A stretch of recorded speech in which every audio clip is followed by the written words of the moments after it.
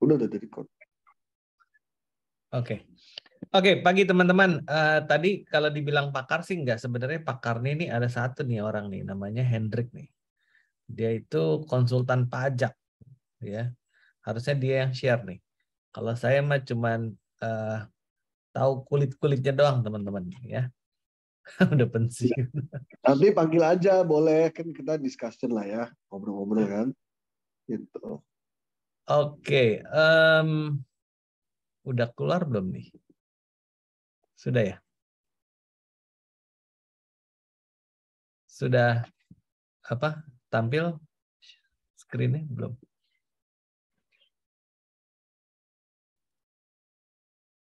Teman-teman sudah tampil? Sudah?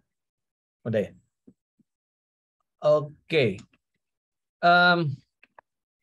Ya, saya ditodong sama Brother Andi untuk bahas ini. Sebenarnya saya nggak mau, ya cuman karena ditodong terus ya. Mau nggak mau ya harus mau katanya. Oke, pajak dan asuransi. Sebenarnya topik ini yang paling dihindari sama orang ya. Udah asuransi terus pajak pula gitu kan. Nah, teman-teman di belakangan bulan-bulan kemarin itu teman-teman banyak disibukkan permintaan-permintaan nasabah untuk apa tuh namanya? Permintaan transaksi ya, transaction statement, teman-teman. Transaksi statement ya, pernyataan transaksi. Ada nggak nih? Saya pengen lihat mukanya teman-teman, coba lihat ya. Laporan tahunan. Laporan Ya, tahunan ada ya? Iya, aku Ya. dimintain. Gimana kira-kira? Seru nggak? Kerjaan. Bikin kerjaan ya. Nah, ternyata teman-teman, ini ada aturan yang berubah tentang asuransi. Ya. Nah, kita bahas hari ini, kita bahas peraturan pajak yang lama, peraturan pajak yang baru, implikasinya gimana, solusinya gimana, terus ada tips bonus ya. Nah, dunia berubah ya. Terutama aturan perpajakan juga berubah. Bisa tolong di mute ya kira-kira nih ya. Ada suara bocor. Oke, thank you. Oke. Nah, ternyata selain itu ya, aturan perpajakan teman-teman ini berubah, dan lebih hebatnya lagi, sekarang pemerintah Indonesia, terutama pajak, itu dia bisa mengecek aset harta kita ya yang ada dimanapun di dunia. Terutama beberapa bulan lalu teman saya dia dibeliin rumah sama mamanya. Sebenarnya bukan, lebih tepatnya bukan dibeliin sih. Mamanya beli rumah tapi pakai nama dia. Bukan dibeliin, ya. Beli rumah pakai nama dia di Melbourne, Australia, ya. Nah, tiba-tiba beberapa bulan lalu, ya, itu orang pajak datang ke rumahnya. Dan dia, orang pajak itu bilang, Bapak punya aset, punya harta yang belum masuk ke SPT. Dia kaget. Aset yang mana? Bapak punya aset di Melbourne, Australia, itu senilai harga pasarnya tuh 20M. Dia bilang kayak gitu. Dan Bapak belum masukin. Karena belum dimasukin sama Bapak di SPT Bapak, ini Bapak kena denda plus dianggap 20 miliarnya itu sebagai apa ya? Income tambahan, penghasilan tambahan. Jadi masuk ke pajak yang bertingkat itu, ya. Kalau teman-teman lihat bracketnya, di atas 5 miliar itu masuk 35%. Ya, 35%. Jadi 20M dipajakin 35%. Dia harus bayar lagi tuh, dia bilang kalau nggak salah 20M kali 35% berarti 7M ya teman-teman ya. Dia harus bayar 7M. Ya, belum termasuk dendanya. Wah, dia pusing. Dibilang sama orang pajak, ini kedengaran nggak suaranya? Aman ya? Aman. Aman. Jadi dia bilang sama orang pajaknya, Pak, ini bukan rumah saya. Ini harta mama saya, tapi belinya pakai nama saya. Gitu. Oh, oke. Bapak punya bukti-buktinya nggak, Pak? Kayak surat hibah. Wah, nggak ada. Jadi teman-teman, kalau kita mau memberikan atau mengalihkan aset kepada orang lain, ya, itu teman-teman harus buat yang namanya surat hibah dan dicatat di notaris, teman-teman. Kalau itu ada, aman, nggak bakalan kena dianggap penghasilan tambahan, ya. Tetapi karena itu nggak ada, berarti dia harus bayar 7M. Pusing ya teman-teman, pusing banget, ya. Jadi si orang pajak kok bisa tahu, ya, dia punya rumah pakai nama dia gitu ya, ada di Australia, ya, yaitu karena sistem keuangan di dunia sekarang terbuka. Jadi Indonesia sudah menandatangani perjanjian keterbukaan informasi. Jadi kalau kita punya aset dimanapun, orang pajak itu bisa tahu. Ya, sound scary ya teman-teman ya. Tapi memang kenyataannya begitu. Ya, kenyataannya tadi teman saya ternyata didatengin sama orang pajak. Ya, nah, Undang-Undang Nomor 36 tahun 2008 khususnya tentang PPH ya, pajak penghasilan pasal 4 ayat 3F. Ini peraturan dulu ya. Peraturan dulu itu menyebutkan seperti ini tentang khususnya asuransi ya. Yang dikecualikan dari objek pajak penghasilan, PPH itu pajak penghasilan, adalah pembayaran dari perusahaan asuransi kepada orang pribadi. Sehubungan dengan asuransi kesehatan, asuransi kecelakaan, asuransi jiwa, asuransi dwiguna atau endowment, dan asuransi beasiswa. Ini aturan dulu, ya. Jadi orang bilang asuransi itu bebas pajak, ya. Ya, acuannya ini tahun Undang-Undang tahun 2008, ya. Sorry. Ini nomor 36 tahun 2008. Oke. Ternyata setelah beberapa tahun, pas kita ada pandemi, ya, diam-diam peraturan ini berubah, teman-teman. Ya, kita terlalu sibuk dengan pandemi, ya. Tahun 2020 ada undang-undang baru, Undang-Undang Cipta Kerja tahun 2020, itu dia berubah, ya. Undang-Undang Nomor 11 tahun 2020 sama, pasalnya sama, pasal 4 ayat 3F, ya. Bunyinya gini. Yang dikecualikan sama nih. Yang dikecualikan dari objek pajak PPH adalah pembayaran dari perusahaan asuransi karena kecelakaan, sakit, karena meninggalnya orang tertanggung, dan pembayaran asuransi beasiswa. Nah, teman-teman ada ngeh nggak bedanya mana? Bisa tulis di kolom chat atau buka mic-nya. Kesehatannya hilang kok. Kesehatannya hilang. Ada lagi?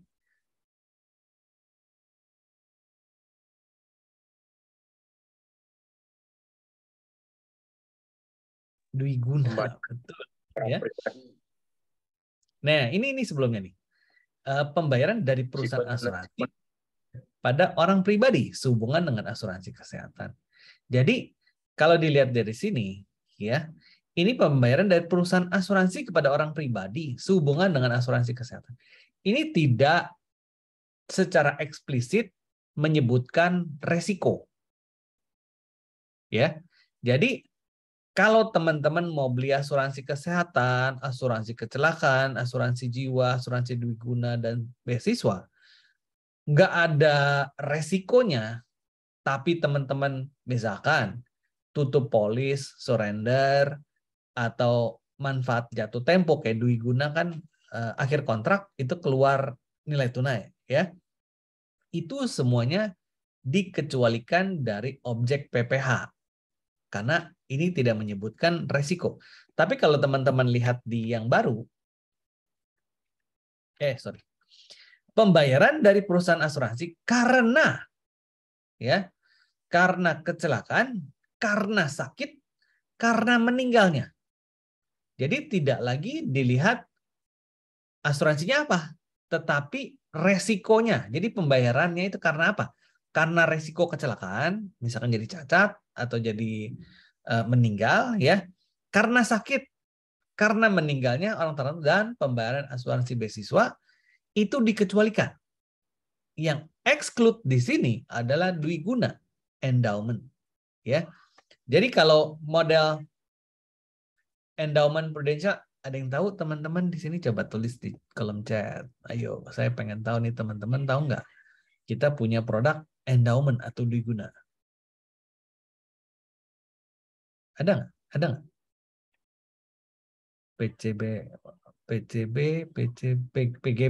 PGB mah teman-teman, PGB endowment bukan?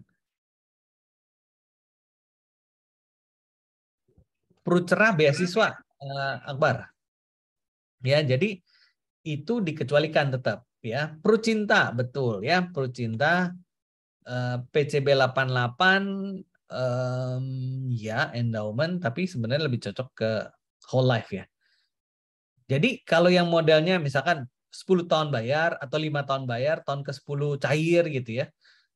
Kayak Manulife kan ada tuh produk, dia bayarnya 5 tahun, 10 tahun cair 160%, balik duit premi 160%, jadi ditambahin 60%. Nah, modelnya kayak begitu.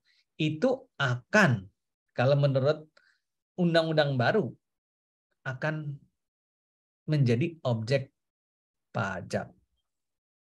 Mi-action itu apa? Bro Acep, apa ini mi-action? Nggak ngerti gua.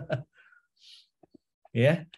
Nah, jadi implikasinya bedanya apa? Jadi berdasarkan Undang-Undang tahun 2020, pembayaran klaim itu dibagi atas 2 macam, ya. Pada Undang-Undang Cipta Kerja, pengecualian objek PPH adalah pembayaran untuk klaim asuransi, ya. Klaim asuransi untuk kejadian tertentu karena kecelakaan, sakit, meninggal, atau pembayaran asuransi beasiswa. Asuransi beasiswa itu adalah cerah, ya. Jadi itu dibebaskan, ya, pengecualian. Tapi selain dari itu, kena berarti, ya, merupakan objek PPH. Jadi 2 macam nih.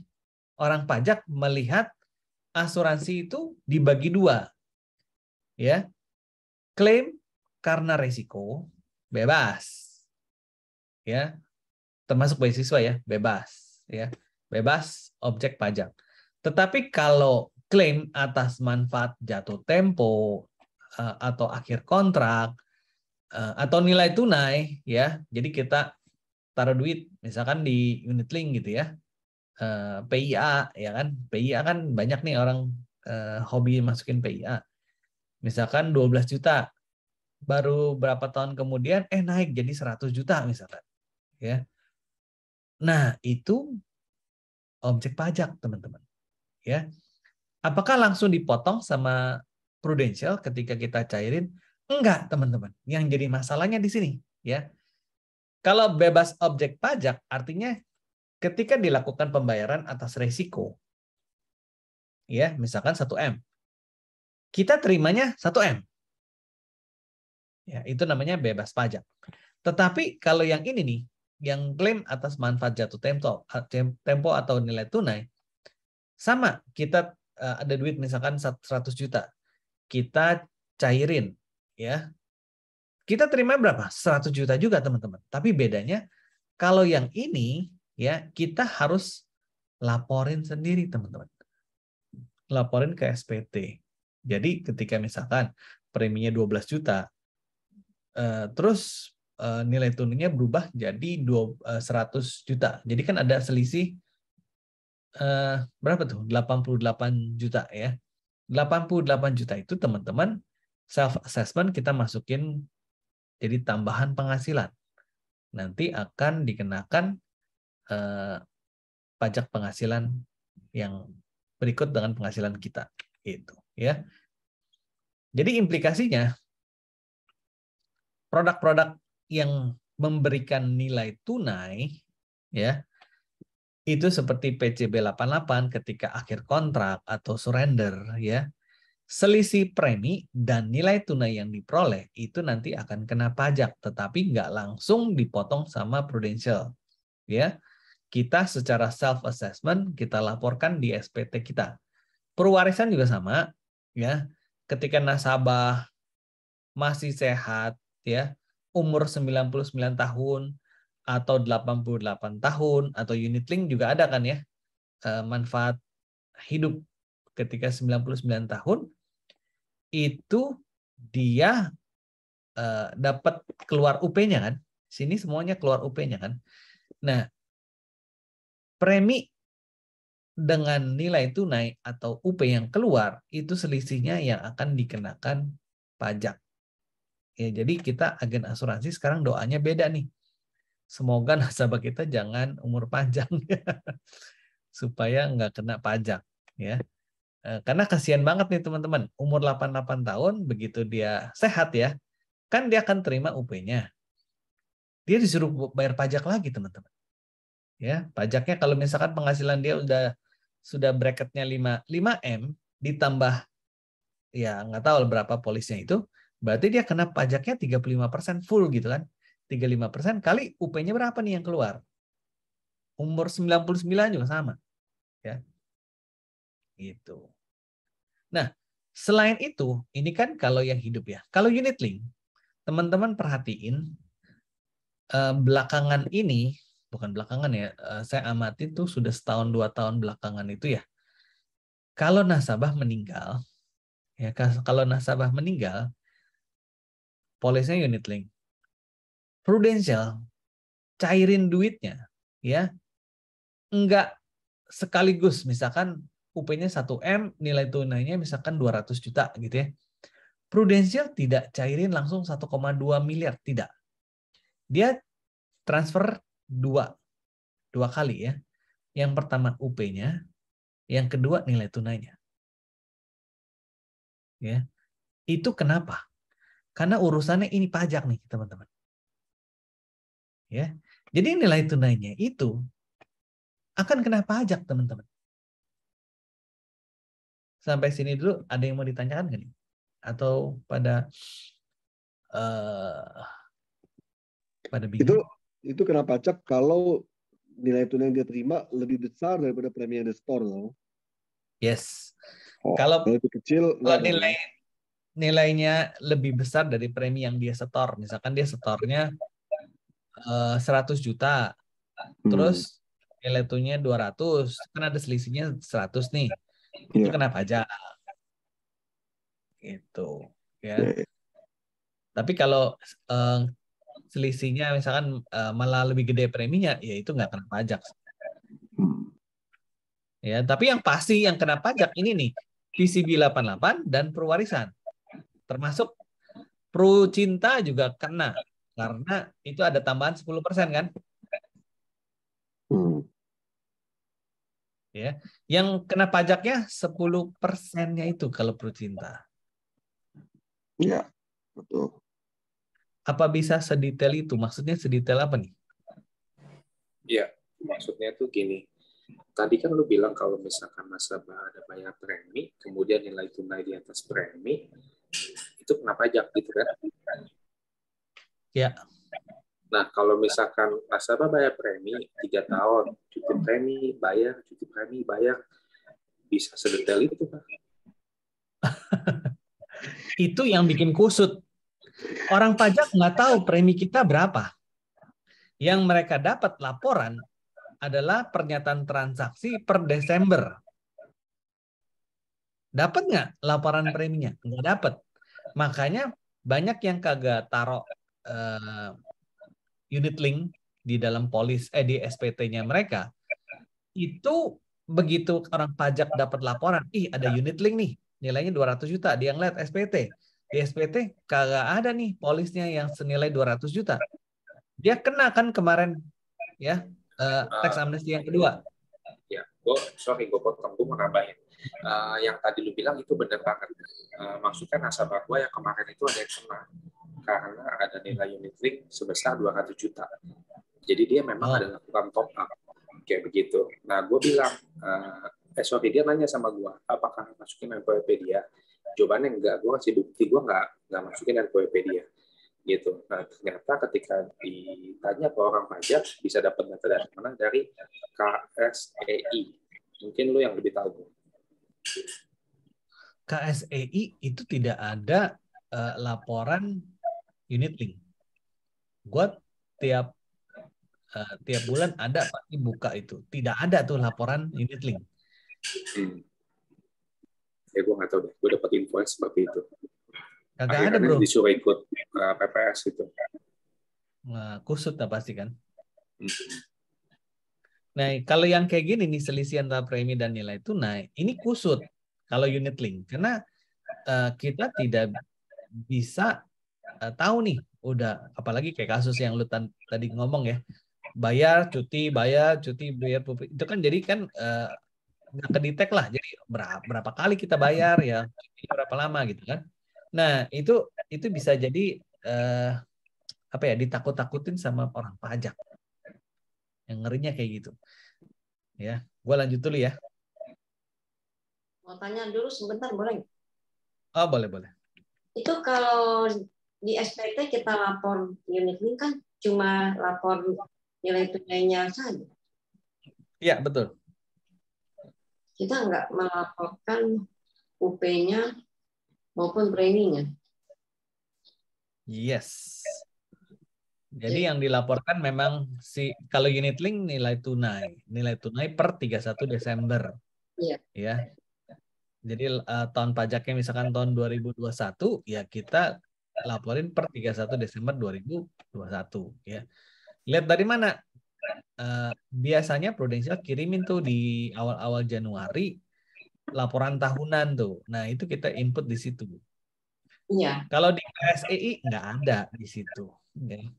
KSEI mau dibuka itu saham. KSEI itu adalah apa sih singkatannya ya?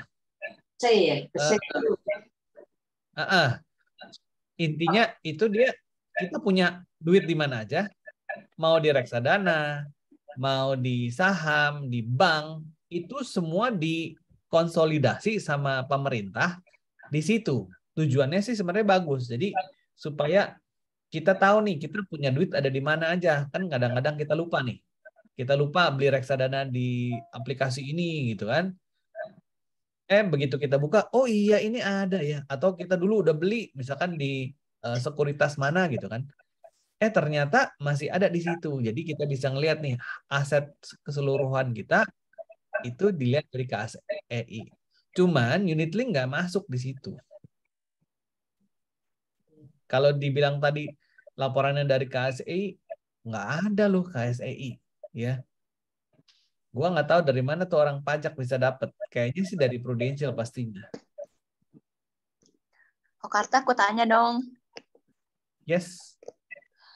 35% itu nilai baku, 30% dengan jumlah nilai itunya tertentu ada harganya nggak, nilai berapa tuh dapat 30% pajaknya gitu. Yang ini ya? Belum dibahas nih.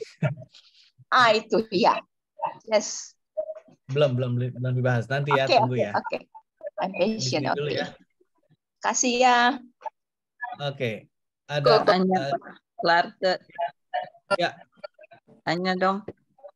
Kalau tadi kan unit link itu dilaporkan di SPT adalah nilai tunai akhir tahun yang dilaporan tahunan. Kalau yang untuk termasuk kan yang PIA ya harus dilaporkan nilai tunainya kan dari laporan tahunan itu toh. Nah, kalau untuk yang PCB yang tradisional, PCB perwarisan nama Prucinta, itu pelaporannya seperti apa di SPT? Nggak dilapor? Harus laporin. Hah? Kalau nggak dilaporin, ada kasus di Gorontalo, ya. Nasabah bapaknya meninggal tahun lalu kalau nggak salah, ya. Meninggal tahun lalu itu atau tahun ini lupa lah. Pokoknya meninggal. Dia punya UP-nya 5M. Cair dong, cair 5M. Nah, di bulan-bulan kemarin, bulan Februari, Pewarisan.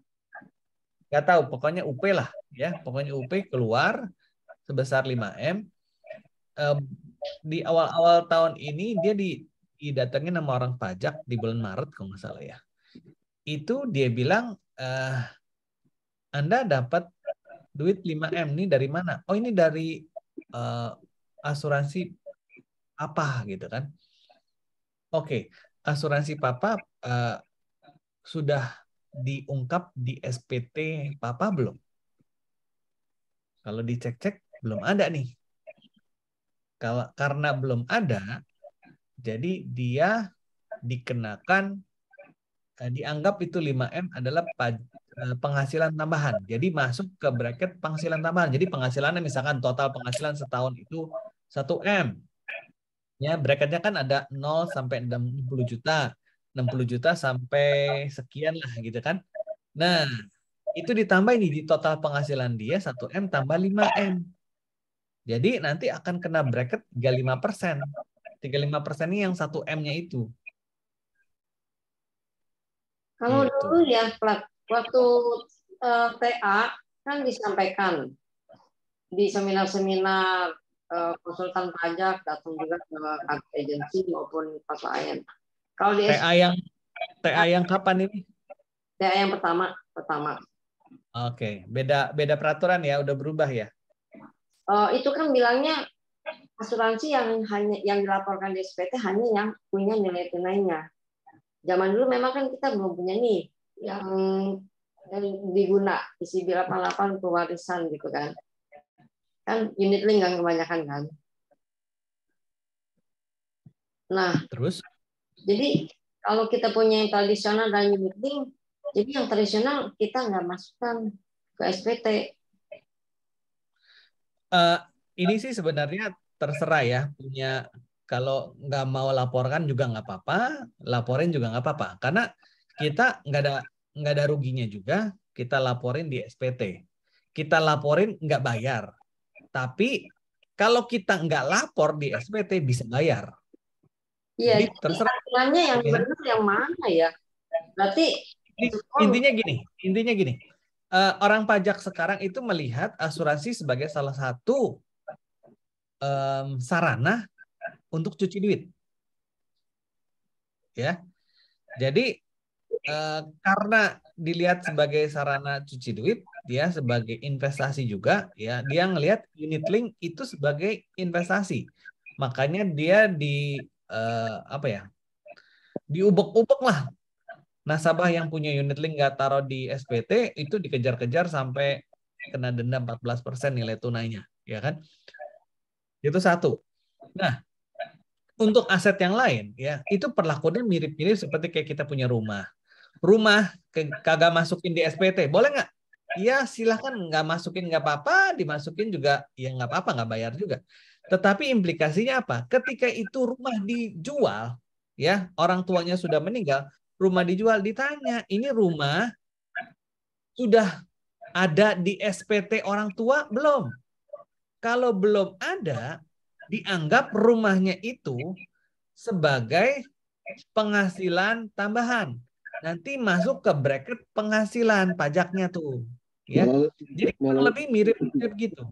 Jadi berarti asuransi bukannya termasuk objek pajak, bukannya. Nah, tadi udah dibahas ya di depan ya. Bentar, kita balik ya. Mana sih tadi ya? Nah, ini tadi udah bahas sekilas nih. Bebas objek pajak, yang dimaksud dengan bebas objek pajak, ketika perusahaan membayarkan ya sejumlah uang tertentu kepada kita, ya. Yang dimaksud dengan bebas objek pajak adalah kita dibebaskan, jadi terimanya utuh. Misalkan kita dibayarnya 1 miliar, ya dapatnya 1 miliar, itu utuh, bebas objek pajak. UP-nya ya. Beda sama gaji nih. Kalau gaji, kita gaji 1 miliar. Perusahaan ngasih nih, bayar 1 miliar. Tapi karena ini adalah gaji, bukan klaim, ya. karena gaji ini objek pajak. Jadi kena pajak penghasilan. Jadi bracket 0 sampai 60 juta berapa persen dan seterusnya kayak gitu. Ya. Jadi bebas objek pajak itu adalah kacamatanya dari duit yang kita terima. Utuh Net atau enggak? gitu. Ya. Yes, ya. Jadi kalau klaim asuransi bebas pajak, bener bebas objek pajak, kita tidak dipotong sepeser pun. Jadi objek pajak nilai tunainya. Jadi ada dua hal nih. Bebas objek pajak ketika terjadi klaim, perusahaan tidak motong langsung ya. Jadi perusahaan itu kalau gaji kan tadi perusahaan langsung potong nih PPh, ya kan? Tapi kalau klaim perusahaan tidak berhak memotong karena bukan objek pajak, langsung dikasih 1 miliar utuh. Nah, sisi yang lain kita udah terima duit, kita terima harta, ya kita terima rumah, ya. Orang pajak melihat ini duit yang diterima itu sudah dilaporkan di SPT belum? Kalau sudah dilaporkan di SPT, aman. Pajak tidak akan cari-cari alasan, oh ini dianggap penghasilan tambahan. Kayak tadi cerita, temen tuh, bukan dibeliin. Mamanya beli rumah pakai nama dia. Ya. Sebenarnya kan orang tua bilang itu hibah. Nah, lu ada suratnya nggak hibah? Kalau lu ada suratnya, ya di notaris, pajak, hibah kan sebenarnya bukan objek pajak juga. Tetapi kalau hibah tidak didaftarkan di notaris, cuman ngomong doang, ini gua hibahin ke lu gitu ya. Itu sama orang pajak akan dianggap sebagai penghasilan tambahan. Beda ya teman-teman ya. Satu sisi pembayaran dari perusahaan itu bebas objek pajak, tapi sisi lain pajak melihat ini sudah dilaporkan belum? Paperwork-nya itu rapi nggak? Kalau nggak rapi, bisa dianggap sebagai penghasilan tambahan. Meskipun sumbernya tadi dari klaim asuransi, dari hibah, dari warisan, ya. Tetapi kalau belum dilaporkan ada di SPT yang mewariskan, ya, itu akan dianggap sebagai penghasilan tambahan. Paham ya? Jadi pajak itu bisa dapat dari dua sisi ya. Satu, ketika tertanggung tidak melaporkan di SPT, maka penerima manfaat mendapat denda. Ya, maksudnya dianggap sebagai penghasilan tambahan. Yang kedua, nilai tunai ya. Mereka juga dapat dari nilai tunai ya. Ya, karena undang-undang yang baru itu dianggap seperti ini nih. Klaim manfaat jatuh tempo, ini selisihnya ya yang dikenakan pajak. Selisih antara nilai tunai dengan premi dibayar. Yes, total premi 200 juta yang diterima 1M berarti selisihnya 800. Itu yang kena pajak. Berarti kita melaporkan premi yang dibayar. Pertanyaannya laporinnya di mana? Kalau unit link kita laporin nilai tunai. Nah, begitu nanti kita terima nilai tunai, terus ditanya, emang lu preminya berapa? Waduh, mana gua tahu. Kemarin cuti, ya kan? Terus kita tanya ke Prudential, waktu umur kita, misalkan katakanlah umur 80-an tahun gitu ya. Kemarin gue bayarnya berapa sih total premi? Prudential juga pasti sakit gigi. Ya kan? Nasabah jadi, kenapa? Udah pikun. Iya, iyalah. Nasabahnya pikun, Prudential juga pasti udah pikun juga gitu kan. Nah, kalau PCB 88 tradisional ini ada yang bilang laporin nilai tunai proporsional. Jadi kan di tabelnya itu kan ada ya kan tahun pertama nilai tunai berapa, tahun kedua dan sekian, ya dan seterusnya. Itu dilaporkan. Misalkan kita baru bayar 2 bulan, nilai tunai pada tahun pertama katakanlah 10 juta. 12 juta lah biar gampang itu ya. Kita baru bayar 12 juta nih. Baru bayar 2 bulan, sorry. Nilai tunai ada 12 juta. Berarti kita proporsional aja 2 bulan dibagi 12 kali 12 juta. Gitu. Pak Carter, ini berlakunya kapan? Sudah dari tahun 2020. Kok baru ketahuan sekarang? Iya baru. Saya pikir unit saja. Karena terlalu sibuk dengan COVID ya, jadi kita tidak tahu ada perubahan undang-undang. Ya, yang kemarin-kemarin demo tuh undang-undang Cipta Kerja, ya salah satunya pasalnya beginian, gitu ya. Nah, sorry yang tadi gimana PCB kalau baru masuk 2 bulan hitung proporsional? Jadi nilai tunai di tabelnya kan ada ya, tahun pertama misalkan 12 juta. Lah kita baru bayar maksudnya di tabel, bukan ilustrasi lagi itu di polis ya, oke. Iya. Misalkan 12 juta nilai tunai di tahun pertama. Lah kita baru bayar 2 bulan, misalkan dibayar bulanan 12 juta. Ya kita 2 bulan dibagi 12 bulan dikali 12 juta jadi 2 juta. Iya.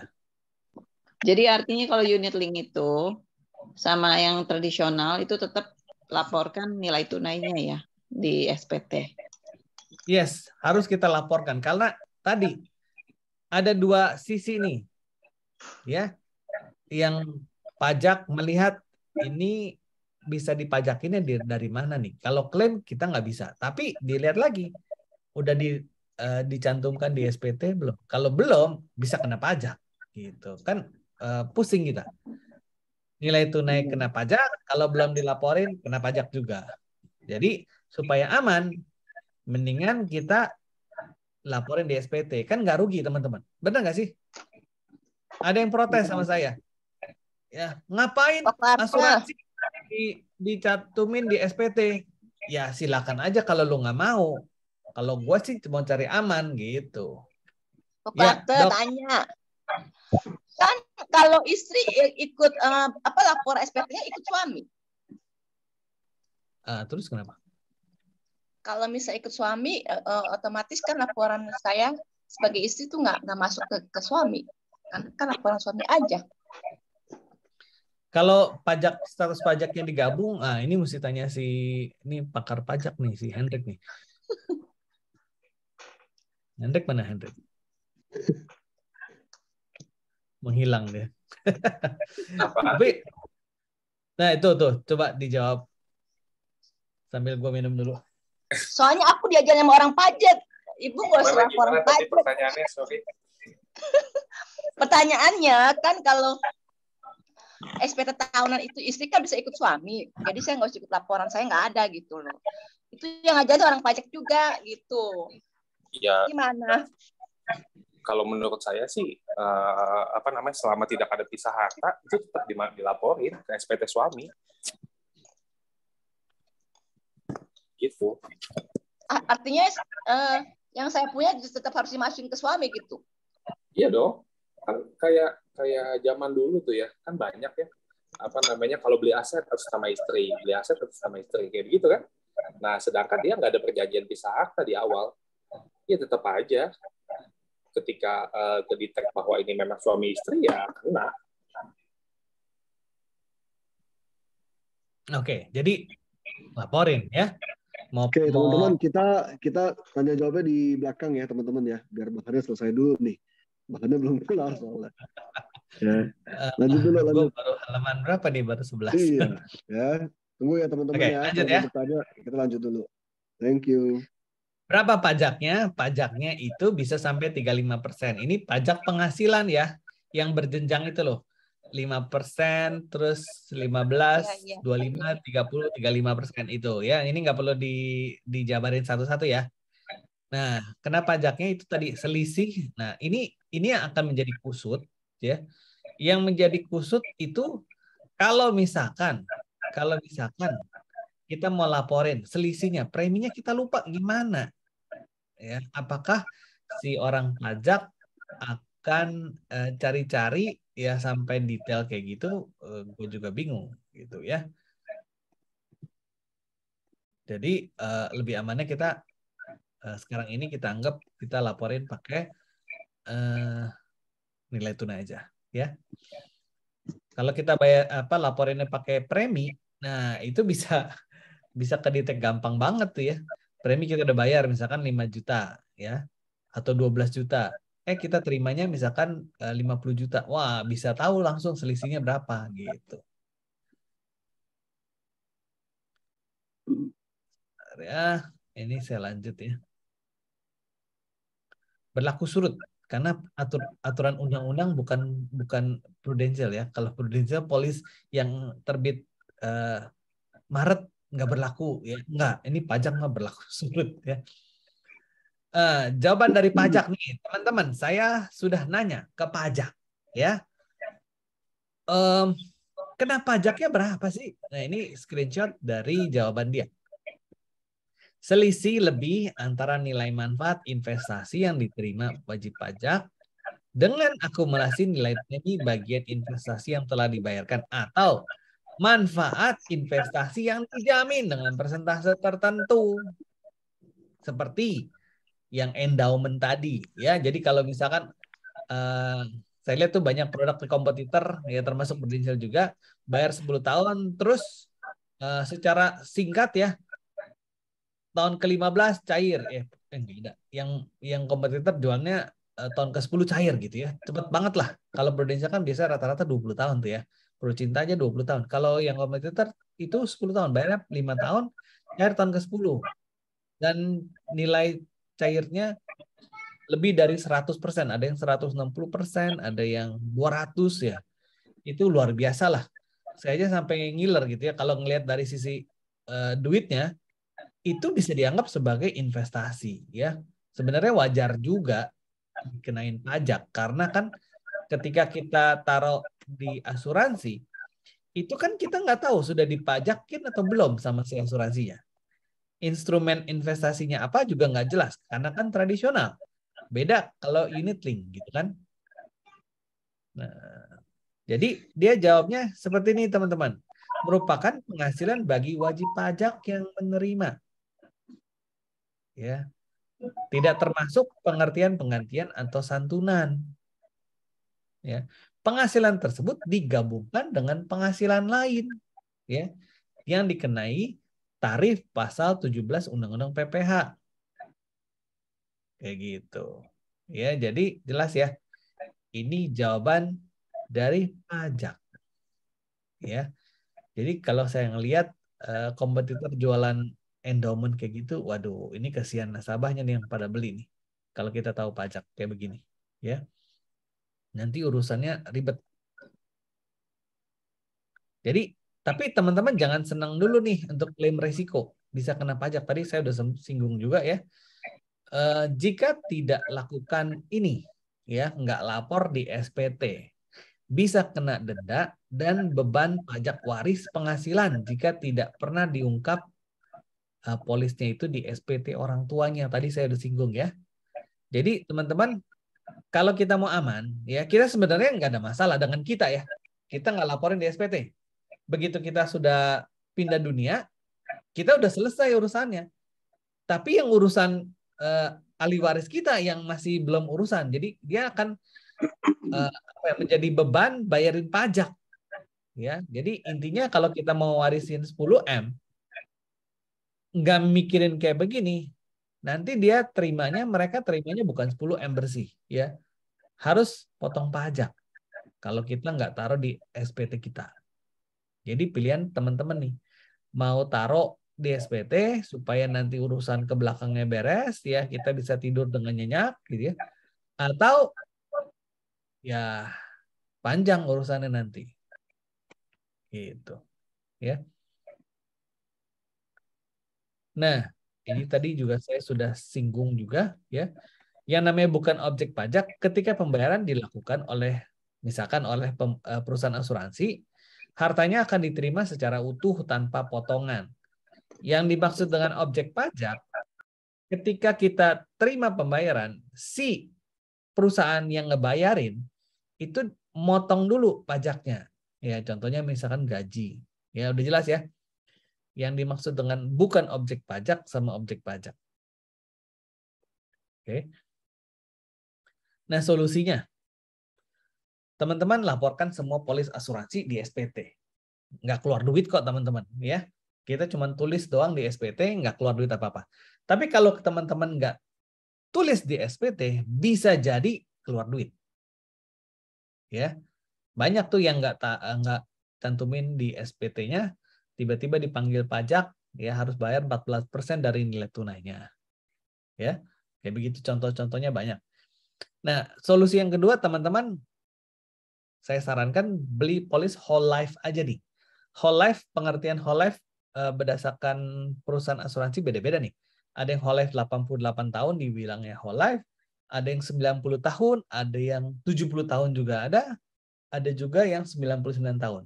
Jangan endowment. Memang menarik sih. Begitu kita bayar 5 tahun, 10 tahun, cairnya gede gitu ya. Itu menarik, tapi itu bisa jadi objek pajak, teman-teman. Jadi kita kusut nanti urusannya. Ya. Bisa dapat pajaknya malah lebih gede. Ya, kalau klaim, teman-teman jangan lupa catat di bagian klaim asuransi, bukan warisan ya. Jadi di SPT itu kan ada sebelum atau sesudah declaration harta ya. Halaman berikutnya kalau nggak salah ada kolom warisan, terus klaim asuransi. Nah, teman-teman tulis di situ. Ya. Yang penting teman-teman tulis di situ. Kalau misalkan salah tulisnya di warisan, nah itu masih oke lah ya. Tapi teman-teman jangan tulis di kolom harta. Nah, itu nanti kusut teman-teman ya. Tiba-tiba teman-teman di SPT-nya ada penambahan aset nih karena klaim. Ya, itu bisa jadi dikejar-kejar sama si pajak. Ya. Atau teman-teman masih hidup, punya UP 100M misalkan. Misalkan ya. Teman-teman taruh UP-nya di SPT harta. Ya, UP belum jadi harta, teman-teman. Ya. Belum bisa dibilang harta karena belum meninggal. Ya, jadi jangan sekali-sekali teman-teman catat UP di kolom harta. Nanti bisa dikejar-kejar sama pajak juga. Jadi urusannya panjang, ya. Asuransi bukan buat investasi, apalagi sering tarik duit ya, teman-teman. Ini perhatikan kalau sampai sering tarik duit nanti orang pajak akan curiga ini kok banyak banget duit yang masuk gitu kan. Teman-teman bisa diperiksa lagi ya. Bisa jadi nanti kena pajak progresif ya. Lebih disarankan teman-teman kalau mau supaya nggak kena pajak karena nilai tunai, ya beli aja polis yang angus ya. Seperti Prudential kan sekarang kalau kita lihat produk barunya PSK ya. PKS. PKS itu kan hangus ya. Kayak gitu. Ada bonus nih. Mau bonus nggak teman-teman? Mau dong. Mau ya. Habis ini baru kita baca pertanyaan-pertanyaan. Nah, bonusnya nih. Teman-teman, kalau teman-teman atau nasabah yang punya asuransi di luar negeri, ini kata Koko Heri ya, bawa balik duitnya kena pajak 30%, teman-teman. Misalkan beli UP di situ 100M. Pajaknya 30%. Ya. Kalau teman-teman nggak bawa, kedetek juga loh sama pemerintah, loh sama orang pajak.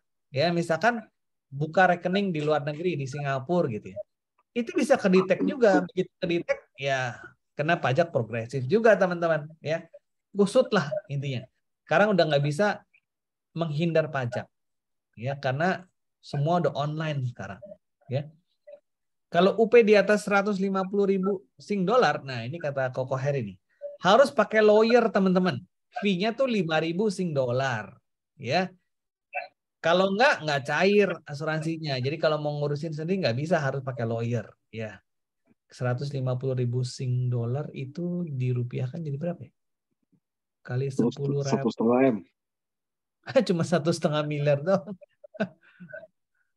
Mesti pakai lawyer. Di Indonesia kayaknya nggak perlu ya. Langsung cair loh, teman. Kalau nggak punya bisnis atau rekening di luar negeri, ya lebih baik beli UP-nya di Indonesia. Karena UP di Indo itu pertolongan pertama. Ini kata Koko Heri. Ya.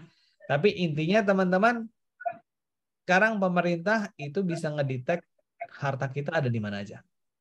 Ya, karena sudah ditandatangani ya pemerintah dengan negara-negara lain itu keterbukaan informasi. Ya, jadi usut lah intinya. Nggak bisa, kecuali teman-teman lihai banget ya. Transaksi nggak pernah pakai internet, nggak pernah, pokoknya semuanya tunai. Hari gini ada nggak yang transaksi tunai? Oke, itu aja teman-teman. Sekarang kita baca pertanyaannya. Ya, ada pertanyaan nih. Dari mana nih? Ada yang udah dijawab, ada yang belum. Nah, ini mungkin dari Cinta tadi. Udah Bobby. Kalau tradisional nilai tunai yang dilaporkan sesuai tabel tiap tahun. Ya, benar. Laporin nilai tunai aja. Oh, sebelumnya Cimeri ada nih. Kokarta, kalau lapor pajak UP-nya atau premi yang dibayarkan untuk PCB dan warisan. Tadi udah ya. Tadi udah dijawab kan. Kalau PGB ada booster investasi, itu semuanya dilaporkan. Ya. Kan kadangkala nilai tunainya kosong. Kan ada 3 kantong di PGB PSGB ya. Kantong yang pertama masih namanya lupa.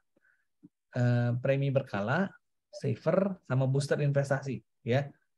Kadang-kadang di tahun pertama si premi berkala sama saver 0, tapi booster investasi ada nilai tunainya. Itu laporin booster investasinya aja.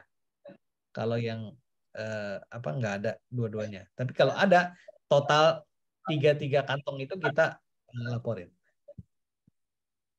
Bobby udah.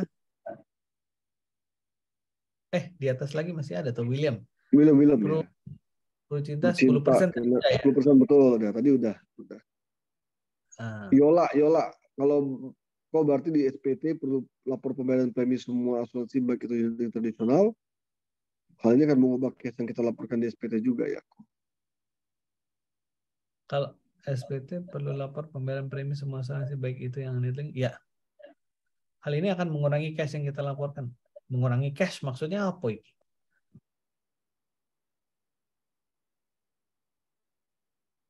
Mengurangi cashnya. Yola ada. Boleh lebih detail, Yola? Boleh open mic, open kamera? Oh iya, maksudnya gini ya Pak. Jadi kan misalnya kita bayar premi kan berarti kan kita ada keluar uang untuk bayar. Nah, terus? Terus nanti kan ada penghasilan juga dan ada lapor harta sebagai uang tunai. Nah itu kan akan menguras uang tunai kita di laporan itu, SPT-nya. Dan apabila yang penghasilannya, misalnya dia uang tunainya mungkin hanya 100 juta, tapi premi sebulannya dia bisa bayar 150 juta, setahunnya 150 juta, penghasilannya harus di atas itu. Ini nilai tunai, uang tunai ya? Di kolom. Ya, uang tunai 01 SPT. Di SPT uang tunai ini siluman ya? Maksudnya? Bukan. Jadi uang di bank emang benar ada dan uang tunai juga ada. Maksudnya 01 ini bisa uang di bank atau ya uang inilah kode 01. Iya, soalnya ada beberapa orang yang hobi ditulis duitnya di uang tunai gitu kan. Uang tunai kan yang tidak termasuk di perbankan ya. Jadi dia laporin aja, tulis di situ berapa gitu kan. Iya nggak? Iya betul. Ada juga bisa dikategorikan sebagai uang di bank sih. 01 itu bisa sebagai uang di bank, bisa uang tunai di bawah bantal. Kalau di bank itu ada kodenya. Kodenya berapa lah lupa ya. Kalau gini, orang pajak itu bisa ngedetect loh duit kita di bank di mana aja ada. Jadi saya beberapa kali bolak-balik dipanggil sama orang pajak ya. Dia langsung bukain laptopnya dia kasih lihat layarnya. Bapak punya hutang di bank ini segini. Kita lihat ya, cocok nggak sama SPT Bapak? Saya digituin. Wah, lengkap ya Pak ya? Iya, saya bisa buka. Kita semua bisa buka harta Bapak di mana aja di komputer nih. Jadi Bapak nggak bisa lari gitu. Jadi dicocokin. Wah, beda berapa digit nih? tapi cuma beda 1.000-2.000. Oke lah, nggak apa-apa gitu dia bilang. Dia cariin satu-satu loh, dicocokin, dia buka. Misalkan saya tulisnya di kodenya Bank BCA, dia buka di BCA. Oh iya benar, cocok.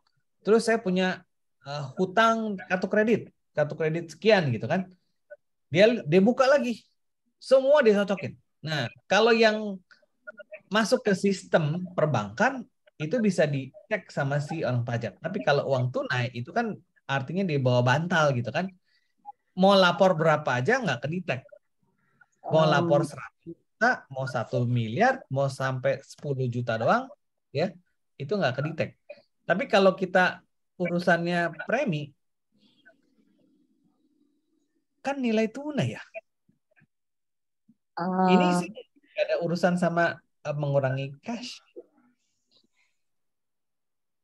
Maksud saya kalau kita lapor di SPT tahun kemarin kita lapor uang, maksudnya uang di bank lah, kita di bank uang di bank 100 juta.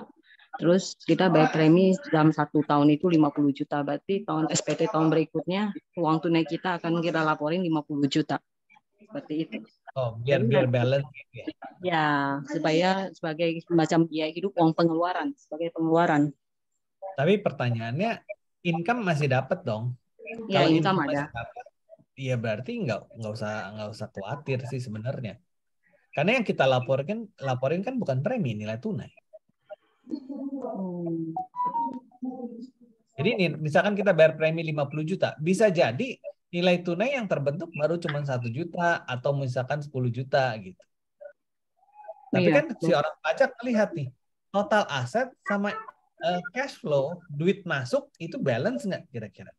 Saya beberapa kali bolak-balik dipanggil sama orang pajak, dipanggil, Bapak kalau saya lihat dari aset Bapak nih, ya, ini banyak banget Pak. Tapi income Bapak cuma segini.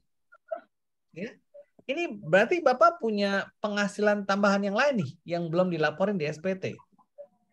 Emang Bapak kerjanya apa sih? Terus saya jawab, saya agen asuransi. Langsung dia diem. Oh, oke. Ya udah bebas Pak. Dia nggak nanya macam-macam. Dia cuma dijawab gitu doang, udah selesai. Saya langsung dikasih surat clearance dari pajak. Gitu. Kenapa? Dia takut diprospek kali sama agen ya? Ya karena orang pajak itu kan tahu penghasilan kita dapat norma, fasilitas norma. Jadi penghasilan kita misalkan 1 miliar, yang kita laporkan kan cuma setengahnya, 500 juta. Ya. Iya gitu. Jadi begitu dia dengar agen asuransi, oh ya udah dia tahu langsung. Selesai. Ini William Custodian Central Effect Indonesia. Oke, thank you. Lupa. Jelas ya Yola ya. Jadi kalau misalkan kita masih ada income, ya nggak apa-apa. Kecuali kemarin ada yang nanya pensiunan, income udah nggak ada. Saya mesti laporin nih ada polis yang belum saya masukin ke SPT tapi nggak dapat surat panggilan juga. Ya berarti harus dimanipulasi kayak begitu. Ada aset yang dikurangin untuk buat masukin polis nilai tunainya gitu. Itu karena dia pensiunan ya kan. Kalau kita masih aktif, income masih dapat, ya udah laporin aja nggak apa-apa. Gitu. Pak Barita, ini berlaku surut. Nah, ini pajak mah semua berlaku ya. Nggak ada urusan seperti kayak Prudential. Per 14 Maret ya berlaku polis terbit. Nah, itu polis. Wendy, polis yang sudah ada tapi belum dimasukin SPT, bagusnya gimana? Apakah dilaporin SPT?